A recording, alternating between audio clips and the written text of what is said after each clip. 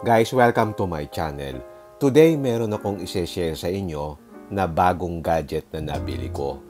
Ito yung adapter ng wireless Apple CarPlay at saka Android Auto. Kung paano ito, halika, samahan niyo ako.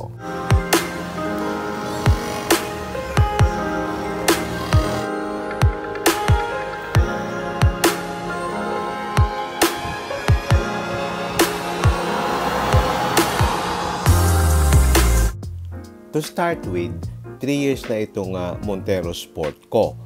And I am using yung wired Apple CarPlay.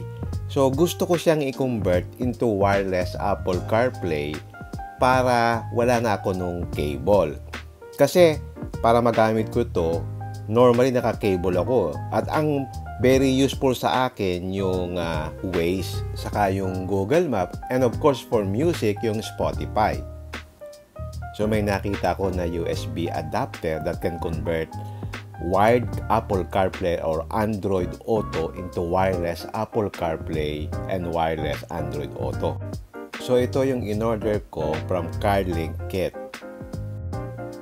Pagka-order ko, dumating siya after 6 days and through Ninja Van. So let's open it and see kung ano yung itsura niya. It comes in a box. Na ang size ng box, mga 4 inches by 3 inches. Yan ang size ng box niya. This model is called CarLink Kit 5.0. It is also known as CarLink Kit 5.0 adapter. It is a wireless CarPlay and wireless Android Auto adapter in one.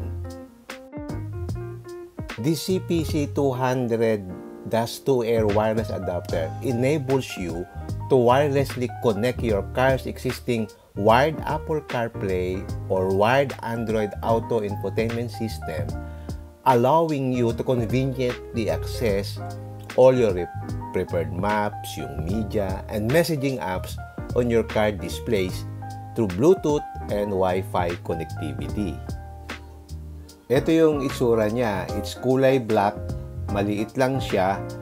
Tapos merong logo ng CarLink Kit, and then dito sa sides meron siyang parang yung hingahan ng init, yung butas-butas.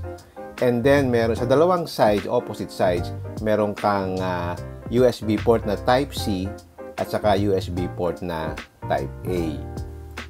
Ang kasama sa box ay dalawang data cable.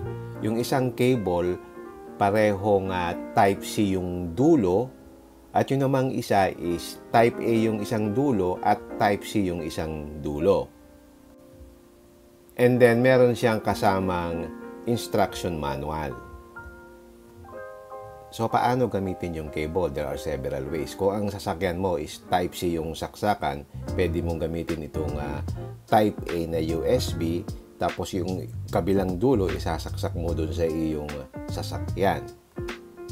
Pwede rin naman, kabit mo itong dalawang Type-C cable. So, kung Type-C yung sasakyan mo, again, pwede mong isaksak yung isa doon sa sasakyan mo, at yung Type-C naman is dito sa CarLink Kit. Kung USB Type-A naman yung sasakyan mo, so pwede mong gamitin yung USB na nakasaksak doon sa yung sasakyan, tapos Type-C ang nakasaksak dito sa CarLink Kit. Okay, check natin dito sa ating Montero Sport. Since yung sa Montero is Type-A yung USB, so itong Type-C ang ikakabit ko dito sa gadget, and then isasaksak ko ngayon yung USB Type-A dito sa Montero.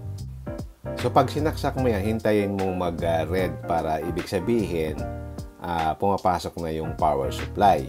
Yan, nag-red na siya. Mamaya magkukulay blue siya, ibig sabihin nagko-connect, at kapag ka nag-green, ibig sabihin connected na siya. And then you get your phone, tapos i-on mo yung Bluetooth, tapos hintayin mo na lumabas yung AutoKit para mag-pair siya. So pag lumabas na yung AutoKit, i-press mo yon, yan, lumabas na yung AutoKit na yon, no? So i-press mo yan para mag-pair siya. And then, i-on mo din yung Wi-Fi. Then, hintayin mong mag-connect for several seconds. Sandali lang naman, makita mo, nandyan yung connecting, no?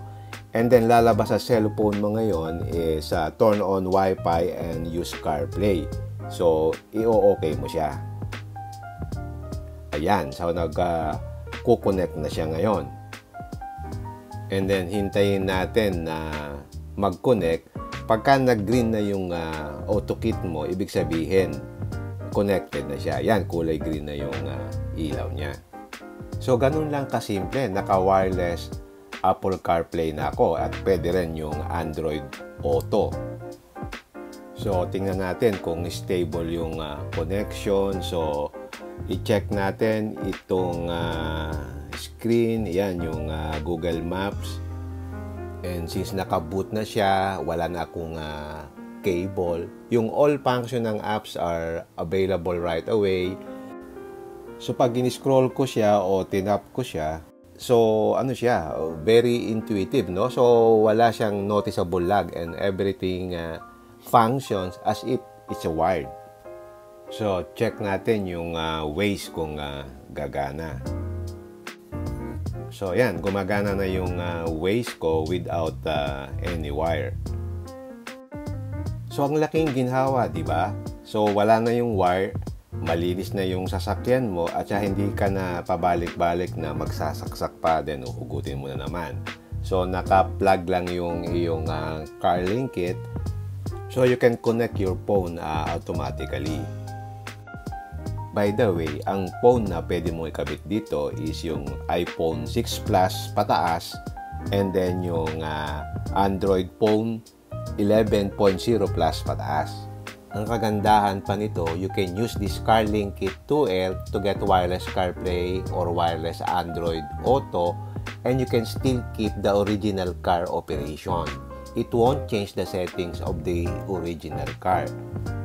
So, ganito lang yung setup niya. So, pag nakasaksak na sa USB port itong CarLink Kit, ganyan lang. Pababayaan mo lang na ganyan. So, nag-blink na kulay green yan. Ibig sabihin, naka-connect ka. So, malinis, di ba? So, pwede mo siyang itago dun sa ilalim. Yan, ganyan. So, you can now use yung wireless connectivity. To test it, nag-drive tayo around Metro Manila para makita natin kung stable nga yung connection. Right now, I'm using the CarLink Kit.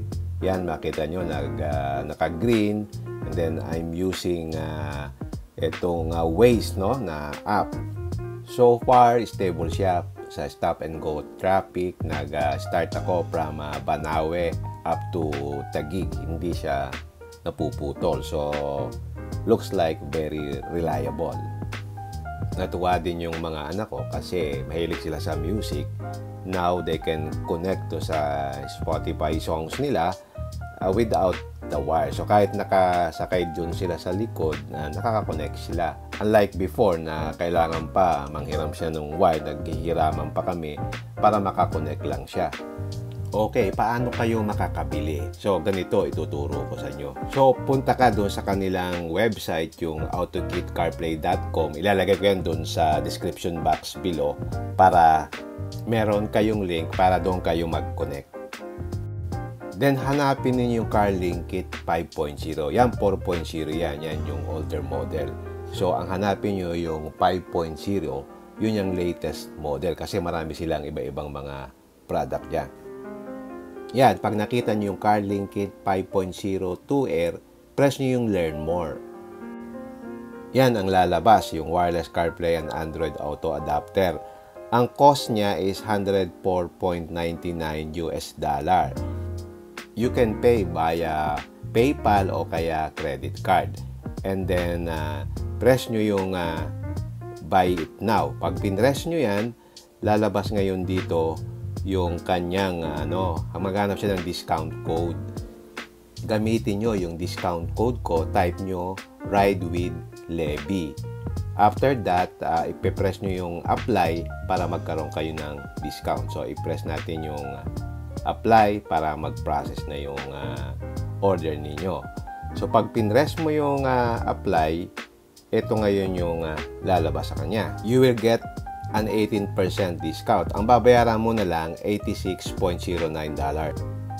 So, in peso, assuming 55 pesos ang exchange rate, that will be 4,734 pesos.